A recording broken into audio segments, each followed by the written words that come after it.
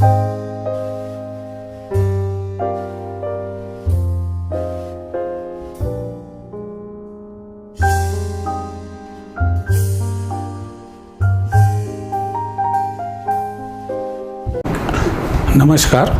मी अनंत बाळकृष्ण मराठे, प्राचार्य HVPM college of engineering and technology Amravati आपल्याला academic ऑडिटच्या ॲप्लिकेशनमधील व प्रोसिजरमधील पार्ट 6 यासंबंधी काही माहिती देण्याचा प्रयत्न करीत आहे।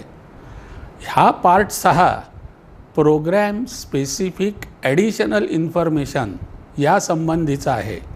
स्वाभाविकच असा शंका मनात येते की ज्यावेळेला आपण पार्ट 1 ते पार्ट 5 या सगळ्याची माहिती घेतल्यानंतर ॲडिशनल इन्फॉर्मेशन मुळामध्ये घ्यायची आणि ती ऑडिट करायची का आवश्यकता पडू शकते। तर ही जी ॲडिशनल इन्फॉर्मेशन प्रोग्रॅम स्पेसिफिक आपण आज चर्चा करणार आहोत, याबद्दल मी माहिती देण्याचा प्रयत्न करणार आहे। ती विशेषतः व्यावसायिक महाविद्यालये आणि व्यावसायिक अभ्यासक्रम यांच्याबद्दल आहे। आपल्याला कल्पना आहे की अमरावती विद्यापीठात संत गाडगेबाबा अमरावती विद्यापीठ अमरावतीला जे संलग्निक महाविद्यालये आहेत, त्या संलग्निक महाविद्यालयामध्ये साधारणतः आपल्याला 2 भाग करता येतील। एक म्हणजे ज्यांचे पारंपरिक अभ्यासक्रम ज्याला म्हणता येईल की जे UGC द्वारा रेग्युलेट होतात आणि ज्यामध्ये आर्ट्स, सायन्स, कॉमर्स हे साधारणतः आपण महाविद्यालय किंवा त्यासंबंधीचे अभ्यासक्रम म्हणूया।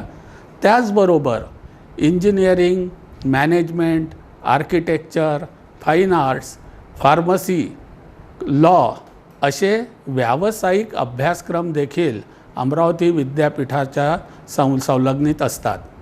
आपण एकतर संलग्निक महाविद्यालयामध्ये ज्या वेळेला ॲकॅडमिक ऑडिटचे मेंबर म्हणून जाऊ, एक ऑडिटर म्हणून जाऊ, त्यावेळेला कदाचित आपण व्यावसायिक महाविद्यालयाच्या मध्ये जात असू किंवा पारंपरिक महाविद्यालयामध्ये जिथे व्यावसायिक अभ्यासक्रम आहे तिथेही जात असू। आपल्याला व्यावसायिक अभ्यासक्रमाचा जेव्हा आपण ऑडिट करावयास जातो त्यावेळेला आपल्याला हे माहीत असणं गरजेचं आहे की संलग्नीकरणासाठी जसे विद्यापीठाचे नियमावली हे महाविद्यालयाला आवश्यक असतात, त्याचप्रमाणे व्यावसायिक महाविद्यालयांना आणि पारंपरिक महाविद्यालयात जिथे व्यावसायिक अभ्यासक्रम चालतात त्या अभ्यासक्रमांना संलग्निक होणाऱ्या विद्यापीठासोबतच त्यांच्या सर्वोच्च शिखर संस्था यांचेसुद्धा मानके हे फुलफिल करावे लागत असतात। हे फुलफिल करायची जबाबदारी ती महाविद्यालयाला दरवर्षी जसे आपण संलग्नता मिळवतो तसं एक्सटेन्शन ऑफ ॲप्रुव्हल त्यांना सर्वोच्च संस्थेकडनं, शिखर संस्थेकडनं मिळवावे लागत असतात।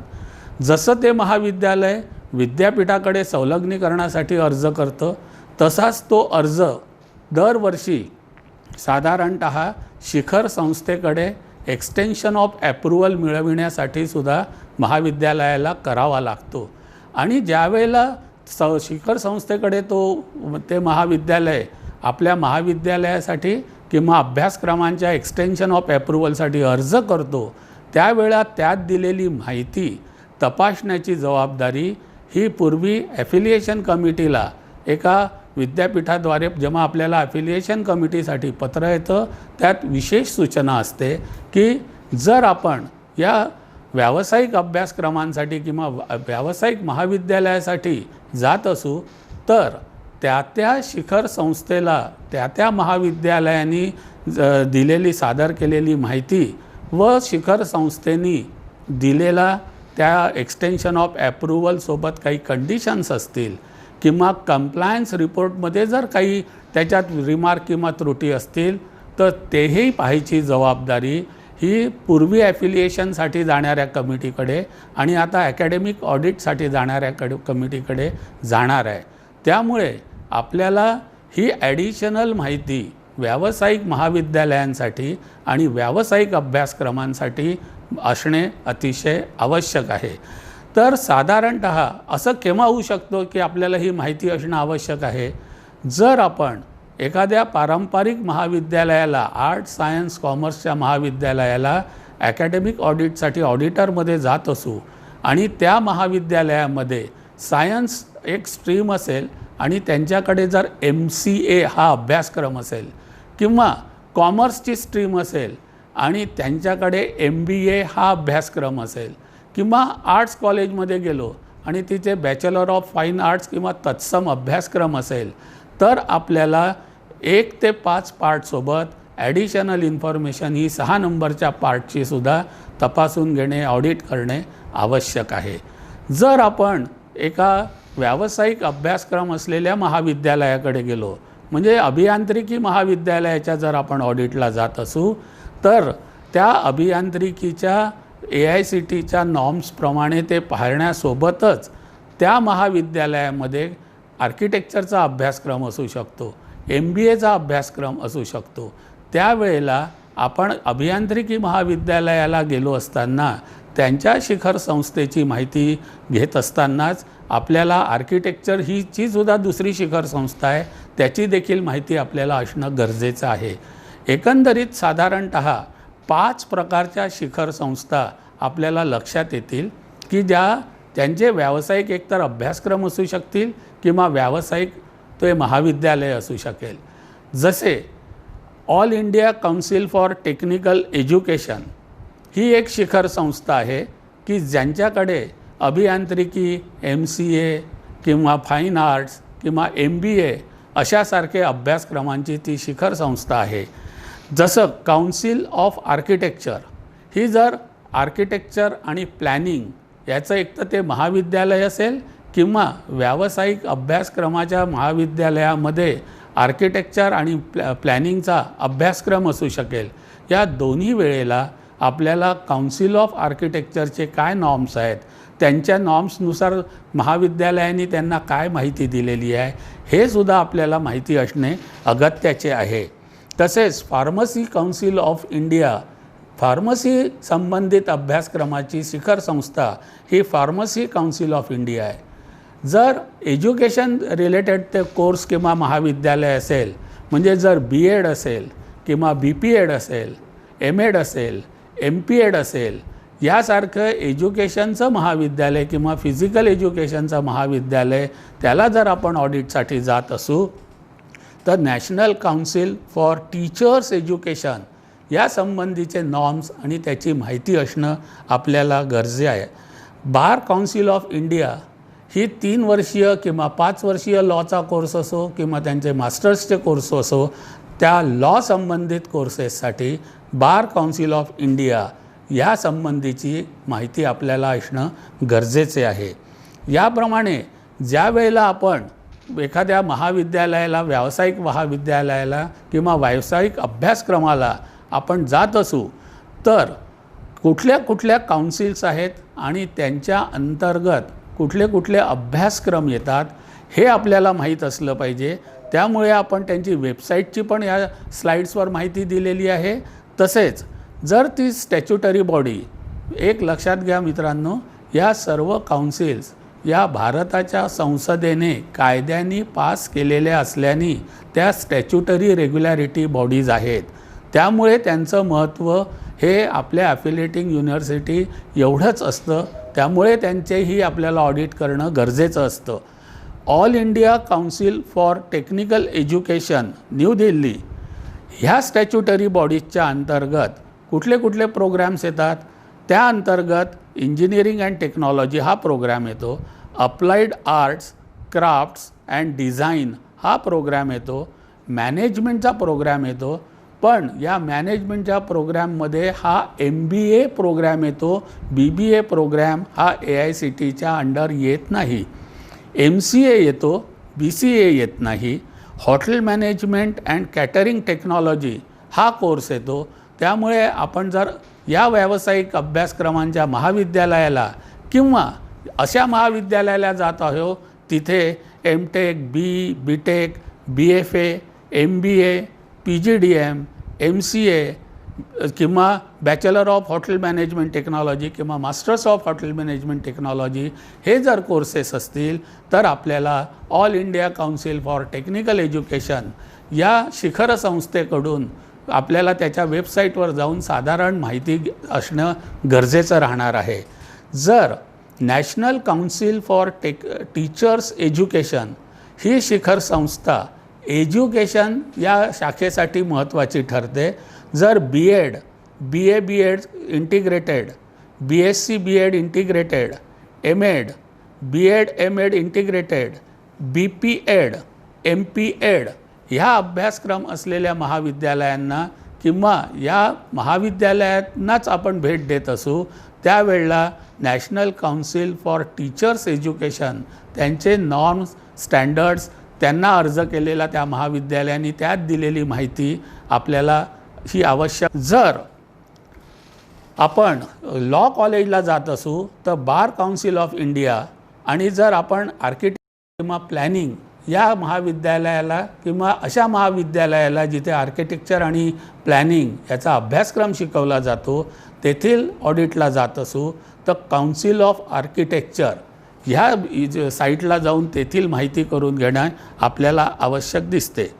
जसे आपल्याला पुढच्या स्लाईडमध्ये guidelines for educational degree program यामध्ये जी माहिती साधारण जुजबी गोळा करायची आहे त्या माहितीसाठी आपल्याला नॅशनल काउन्सिल फॉर टीचर्स एज्युकेशनला आपण जातोच, आणि जी 5 पार्टपर्यंत आपण माहिती मिळवलेली आहे ही स्पेसिफिकली एज्युकेशन डिसिप्लिनसाठी या काउन्सिलच्या गरजेनुसार ॲडिशनल माहिती आपल्याला आपल्या पार्ट 6मध्ये दिलेली आहे, ज्यामध्ये total land area of UG program त्यांचा 1 युनिट असेल तर वेगळे रिक्वायरमेंट आहे, 2 युनिट असेल तर वेगळे रिक्वायरमेंट आहे. बिल्टअप एरियासुद्धा 1 युनिट असेल तर वेगळी रिक्वायरमेंट आहे, 2 युनिट्स असेल तर वेगळी रिक्वायरमेंट आहे. त्याचप्रमाणे विशेषतः फिजिकल एज्युकेशनच्या महाविद्यालयाला जर आपण जात असू तर तिथल्यासाठी फिटनेस सेंटर आहे, हेल्थ फिजिकल रिसोर्स सेंटर आहे, स्पोर्ट्स मेडिसिन लॅबॉरेटरी आहे, ॲनाटॉमीची लॅबॉरेटरी आहे, आणि तसंच सपोर्टिंग स्टाफसाठी सुद्धा जो पूर्वी 5 पार्टपर्यंत जो स्टाफ नव्हता, पण इथे योगा स्पेशालिस्ट असेल, टेक्निकल असिस्टन्स असेल, फिजिओथेरपिस्ट असेल, देन मल्टीपर्पज प्ले फील्ड असेल, ॲथलेटिक ट्रॅक असेल, ह्या रिक्वायरमेंट ह्या फक्त फिजिकल एज्युकेशन संबंधित महाविद्यालयात असल्याने ही आपण पार्ट 6मध्ये त्या जर आपण महाविद्यालयाला भेट देत असू तर त्या संबंधीची माहिती घ्यायची आहे. या पार्ट 6मध्ये जे आपण ॲडिशनल माहितीसाठी टेबल्स दिलेले आहेत ते सजेस्टिव्ह टेबल आहेत. आपण ज्या महाविद्यालयाला व्हिजिट द्याल त्या महाविद्यालयात ज्या कुठल्या प्रकारचा प्रोफेशनल कोर्स आहे आणि त्याच्या काउन्सिलने त्याला काय सांगितलेलं आहे त्यानुसार आपल्याला तेथील माहिती घ्यावी लागेल. आपल्या या रिपोर्टमध्ये जी दिलेली आहे ती साधारणतः ओव्हरऑल कव्हर होईल या प्रोफेशनल कॉलेजची अशी दिलेली आहे, पण दरवर्षी काउन्सिल वेगवेगळी नॉर्म्स तयार करत असतं. दरवर्षी एक्सटेन्शन ऑफ ॲप्रुव्हलमध्ये नवीन माहिती मागवलेल्या गेली असते, त्यामुळे आपल्याला फायनल डॉक्युमेंट हे त्या विशिष्ट वर्षासाठी जेव्हा आपण जातो त्या नॉर्म्सनुसार आपल्याला माहिती गोळा करावी लागेल. जसं आता additional information for engineering, pharmacy किंवा आर्किटेक्चर या महाविद्यालयांमध्ये जेव्हा आपण जर जात असू, जर आपल्याला इंजिनिअरिंग कॉलेजसाठी आपल्याला किंवा इंजिनिअरिंग कॉलेज याचा अर्थ जे AICTEच्या अंडर येतात, AICTEच्या अंडर इंजिनिअरिंग प्रोग्रॅम येतो, MCA प्रोग्रॅम येतो, मॅनेजमेंट प्रोग्रॅम येतो, या प्रोग्रॅम असलेल्या किंवा या महाविद्यालयात जर आपण जात असू तर स्लाईडमध्ये दाखवल्याप्रमाणे आपल्याला AICTEच्या वेबसाईटवर गेल्यावर ॲप्रुव्हल प्रोसेस हँडबुक, जसं यावर्षीचं 2020-21ची स्लाईड मी दाखवतो आहे अशी दरवर्षी ज्याही वर्षी आपण जाऊ AICTEच्या साईटवर आपल्याला ॲप्रुव्हल प्रोसेस हँडबुक मिळालं असं दिसेल, आणि त्या हँडबुकमध्ये त्या वर्षासाठी त्यांनी जे नॉर्म्स आणि स्टँडर्ड्स दिलेले असतात त्या नॉर्म्स आणि स्टँडर्ड्सनुसार प्रत्येक महाविद्यालयाने एक्सटेन्शन ऑफ ॲप्रुव्हलसाठी अर्ज केलेला असतो, त्यात ती माहिती भरलेली असते, आणि ती माहिती भरल्यानंतर AICTEकडनं त्या महाविद्यालयाला एक डेफिशियन्सी रिपोर्ट असा जनरेट होतो, आणि तो डेफिशियन्सी रिपोर्ट आपल्याला ॲकॅडमिक ऑडिट कमिटी जी जाईल तिने तो पाहणं एवढ्यासाठी आवश्यक आहे, त्या एका कन्साईज रिपोर्टमध्ये महाविद्यालयाने काय माहिती भरलेली आहे, या अपेक्स बॉडीला, स्टॅच्युटरी बॉडीला त्याच्यात काय अपेक्षित आहे आणि त्याच्यात काय डेफिशियन्सी आहे, या तिन्ही बाबी त्या डेफिशियन्सी रिपोर्टमध्ये मिळतात. आपल्याला तिथे गेल्यावर साधारणतः हे बघायचं आहे की महाविद्यालयांनी जी माहिती भरलेली आहे ती माहिती वस्तुनिष्ठ आहे. एवढंच एक आपल्याला जेव्हा आपण ॲकॅडमिक रिपोर्टच्या मेंबर म्हणून जाऊ त्यावेळेला ते बघायचं आहे. आपल्याला तो डेफिशियन्सी रिपोर्टचा जो एक नमुना आपण या आत्ता स्लाइड्समध्ये दिलेला आहे त्याच्यात आपल्याला लक्षात येईल की त्यांनी टोटल बिल्टअप एरियाचे 3 भाग केलेले आहेत. इन्स्ट्रक्शनल एरिया, ज्यामध्ये क्लासरूम नंबर आणि एरिया, लॅबॉरेटरीज नंबर आणि एरिया, कम्प्युटर सेंटर, वर्कशॉप, ह्या सगळं मिळून एक इन्स्ट्रक्शनल एरिया केलेला आहे. दुसरा ॲडमिनिस्ट्रेटिव्ह एरिया केलेला आहे. तिसरा ॲम्युनिटीज एरिया केलेला आहे. चौथा सर्क्युलेशन एरिया दिलेला आहे आणि त्याचं विस्तृतपणे ती माहिती महाविद्यालयांनी भरली असते. AICTEनी त्याला चेक करून त्याच्यात काही डेफिशियन्सी आहे का हे नमूद केलेलं असतं. तसंच लायब्ररीचे बद्दलची संपूर्ण माहिती असते, कम्प्युटर सेंटरची माहिती दिलेली असते आणि इतर फॅसिलिटीज ज्या हव्या त्याचीसुद्धा माहिती दिलेली असते. आपण जे ॲकॅडमिक ऑडिटची टीम जाते त्यांनी तो डेफिशियन्सी रिपोर्ट पाहिला पाहिजे आणि तो व्हेरीफाय केला पाहिजे की महाविद्यालय दिलेली माहिती आणि प्रत्यक्षात उपलब्ध असलेल्या सोयी या बरोबर आहेत की नाहीत. त्यानंतर या रिपोर्टशिवाय काही गोष्टी ज्या आता आपल्याला जवळ स्लाईडमध्ये दिसतात आहे की त्या जरी त्या डेफिशियन्सी रिपोर्टमध्ये मेन्शन केल्या नसल्या तरीही आपल्याला पाहणं गरजेचं आहे, कारण त्या नॉर्म्स आणि स्टँडर्ड्सनुसार चेक करायची जबाबदारी आपल्याला दिलेली आहे. जसे availability of clear demarcation of the institute either by a boundary wall or a barbed wire fencing, हे आपल्याला चेक करायचं आहे की whether land use certificate for educational purpose has been issued by the competent authority for the entire land, ती आहे की नाही हा डॉक्युमेंट चेक करायचा आहे. तसेच आपल्याला suitability of location and surrounding for academic institution yes or no बघायचं आहे. आपल्याला availability of piece of land, कुठे मॉर्गेज वगैरे जर केलेली नाही ना संस्थेनी, हे आपल्याला चेक करायचं आहे. तसेच आपल्याला बिल्डिंग प्लॅन हा कॉम्पिटंट अथॉरिटीने ॲप्रूव्ह केला आहे की नाही ते पाहायचं आहे. आपल्याला इलेक्ट्रिकल जनरेटर किंवा सोलर जनरेटर आहे की नाही, ब्लॅकबोर्ड आणि ऑडिओ व्हिज्युअल एड्स आहेत की नाही हे बघायचे आहेत.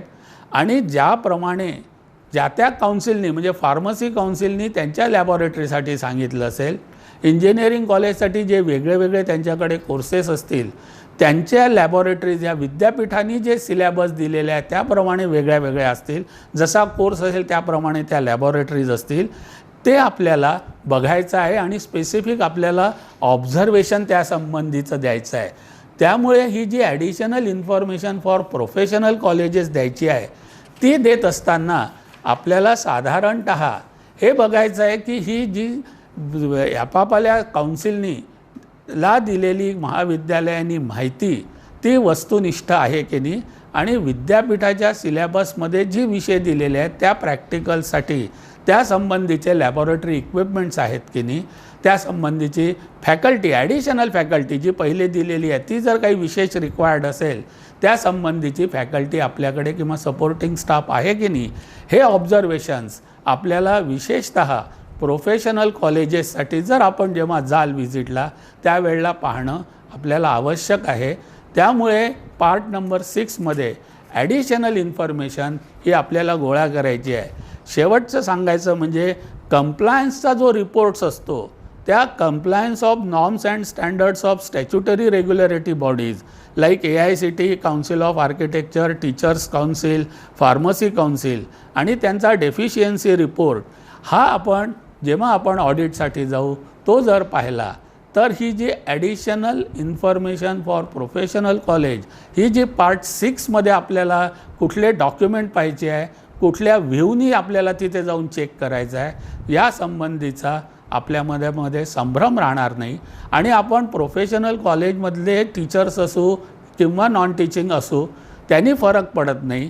कारण त्याच्यात नेमकं काय पाहायचं आहे हे जर क्लिअर असेल आणि तत्दृष्टीने जर आपण त्या काउन्सिलच्या साईटवर जाऊन त्या वर्षीची ॲप्रुव्हल प्रोसेस हँडबुकमधले नॉर्म स्टँडर्ड्स आणि रिक्वायरमेंट पाहिल्या असतील तर आपल्याला आपण कुठल्या महाविद्यालयाचे आहोत म्हणून आपल्याला ती अडचण येणार नाही प्रोफेशनल कॉलेजमध्ये सुद्धा ऑडिटला जाताना.